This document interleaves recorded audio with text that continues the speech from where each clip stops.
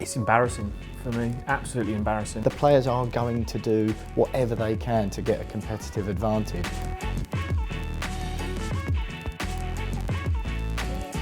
My name is Shebahn Aherne, and with me today from The Sun, Mr. Dean Scoggins and Mr. Will Pugh. Let's talk about Bruno Fernandes. Let's talk about cheating in football and what needs to be done to stop it, or do we like to see it happen? And Bruno Fernandes is topical at the moment, of course, after what happened with Liverpool and that 7-0 defeat to Manchester United. We'll move on. Let's just talk about Bruno and his actions in that game. Dean, we'll start with you. What was your thoughts? It's embarrassing for me, absolutely embarrassing. He spends more time, well he certainly did in that game, more time on the floor than he does impacting the opposition. And it's becoming a real problem in the game. You know, we have 4, 5, 6 camera angles of every tackle, every foul or not foul that then, you know, ends up with Bruno rolling around on the floor holding his face when the tackle was on his foot. And for me, the referees have really got to start to crack down on it and not allow it to get to the levels that it's getting to. You get to the point where then Bruno shoves an assistant referee as well, and the message that's sending to everywhere else is pretty disgraceful. Well, do you agree? I do and I don't. I think the thing is the stakes are so high in the Premier League these days. These are ultra competitive athletes, and where Dino says it should be cracked down a bit more by officials, I understand that. But the players are going to do whatever they can to get a competitive advantage. If that's rolling around on the floor, if that's over-exaggerating the effects of an injury to get a free kick in an advanced position, they're going to do that. And as a fan of a Premier League club myself, watching on, when my players don't do that, when I feel they had an opportunity to gain an advantage and they don't through some sort of outdated idea of honesty, I'm furious. So, put yourself in the position of the Liverpool game the other day. Say that was West Ham against Manchester United and Bruno Fernandes behaved that way. Would you have the respect for him? As a paid Manchester United player and captain of Manchester United, I'd be obviously fuming at the time that it had gone against my club. But at the time, I'd respect him as a competitor, for sure. I think what Dean says is correct, but if officials and fans, whoever it is, want to see less of some of the specific act of play acting or diving or whatever it might be, then it's up to the officials to clamp down on that. But I don't think there can be any criticism towards the players whatsoever, because ultimately they're there to win football matches for their club, and that's what I want to see from my players too. Dean, you don't agree with that? No, I don't. I mean, I'd love to see their reaction when they have to watch it back themselves, when they watch the videos afterwards and they see themselves rolling around and holding their face and whatever. I mean, if you know, it's just when it happens on a Saturday or a Sunday in the games that I'm at or play in or go to, that it's just a sigh, like what is going on, you know. Do you not think you're missing that from your Spurs side though?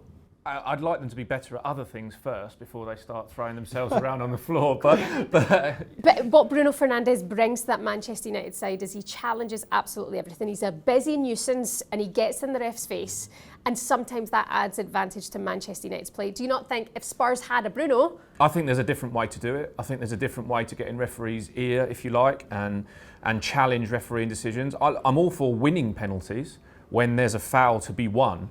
But you know, it's the trying to get someone sent off when they haven't actually done anything. We've got VAR. We can see it again. You know, it's not like you're going to con the referee who gets one look and the assistant who gets one look. We're going to see it again and then again and again and again as he rolls over 4, 5, 6, 7 times.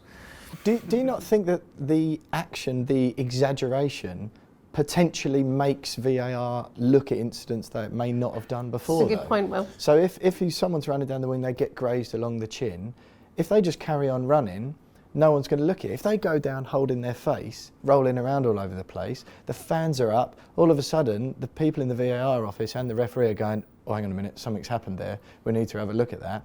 But if, as I see from Declan Rice and the West Ham team all too often, they're a little bit too honest or they stay on their feet a bit too much, no one really looks at it and there's an opportunity missed. I think that it's gone the other way. I think that now that we're seeing these angles, I use Bukayo Saka as an example. Saka used to win a few penalties, hasn't won one for weeks and weeks because he threw himself to the ground too easily. And now in a referee's mind, they're thinking, no, he's just gone down too easily. And now the VAR is showing it again and they're thinking, oh, we're not going to change that decision on the field because the referee got a fairly good look at how heavy the contact was.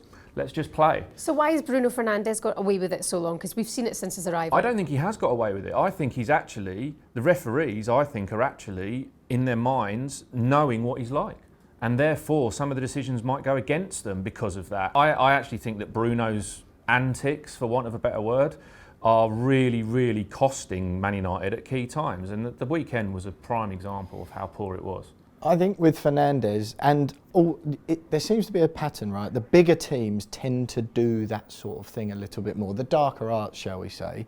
And from my point of view, I think it signifies a mindset that I'd want to see from my club, an ultra-competitive mindset, where a win at all costs kind of mentality.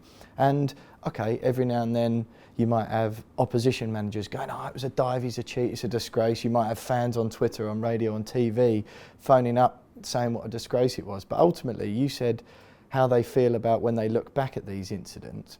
I bet your bottom dollar that in, say it's the Manchester United training ground at Carrington on the Monday morning, if Fernandes has gone over a little bit easy and looked a bit embarrassing, but the referee points to the spot, Marcus Rashford tucks it in the bottom corner, Man United walk away with 3 points, Ten Hag's not standing at the front going, Bruno, that was embarrassing, you're a shambles, don't ever do that again. That is something to think about. And also there's the element of players like that in your team, because for Spurs, for example, you know, Richarlison can be seen as a little bit of a villain, the Panto kind of villain. It hasn't been quite as prominent in the team maybe that we thought they would have been this season, but it's the beauty of entertainment as well. You know, is there an element of that Bruno Fernandes adds to, you know, rile the other team up and to entertain fans? You know, I know watching the telly and watching United with my husband, he giggles every time and goes, classic Bruno. Yeah, I mean, he, as a pantomime villain, he's a genius, you know, and as you say, Richarlison, very similar, but there's this edge that players have to be on, and to be at that top level, they have to manage that. You know, and we saw it again. We talk about Spurs again because it's topical at the moment because of how poor we are. But it's terrible, yeah, I know. But Sergio Romero last night, Christian Romero, sorry, last night, a wild tackle, absolutely wild, because he's playing right on that line. Red card, game over. They're never going to score after that. And if professional footballers can't manage themselves at that top level, then they're going to get punished, and then it falls over the other way, and you don't just get beaten 3-0 at Anfield, you get beaten 7-0. Okay, West Ham may well be heading for a relegation battle at some point. If you see this happen with Manchester United and Bruno Fernandes, and it tricks your side, or he cheats, so your side are ending up losing and could go down, how do you feel about that moving forward? I understand where you're coming from, but I think what Dino said, the one point maybe we agree on here, is that that's for the officials to spot and clamp down on, in whatever, whether that's in-game with VAR or the on-field officials talking to each other, or it's the PGMOL as a whole making new rules and laws to the game that say this action is not allowed.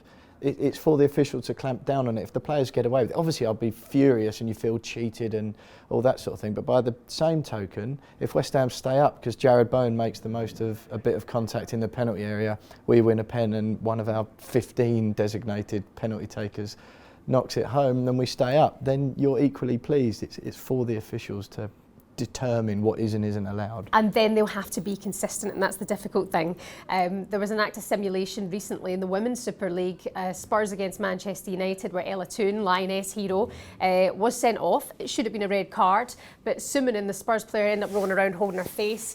When you watch it back, Ella Toone goes to go for her but doesn't touch her. So she was then charged with this act of simulation and deceiving a referee in a match day and was hung out to dry and given a 2-match ban, when really Ella Toone's red card was then rescinded when it still should have been a red. So lots of confusion there. But at the end of the day, they made an example of a player, and I doubt it will happen again moving forward. We don't often see it in the women's game, but that precedent has been set now. Does that happen? Double standards, though. But does it have to happen, Dean, to a player now? And it feels to me like, since the introduction of VAR, that this is allowing players to actually do it more, because they're able to go over, and then the referee doesn't in that instant blow his whistle and give a free kick the other way and a yellow card for simulation, because it's like, oh, maybe if we watch it again, there might have been a touch, and then we don't have to give a yellow card and we don't have to stop it. So it's happening over and over again, and it's becoming, as Will says quite rightly, more and more exaggerated, and you know, it's sort of,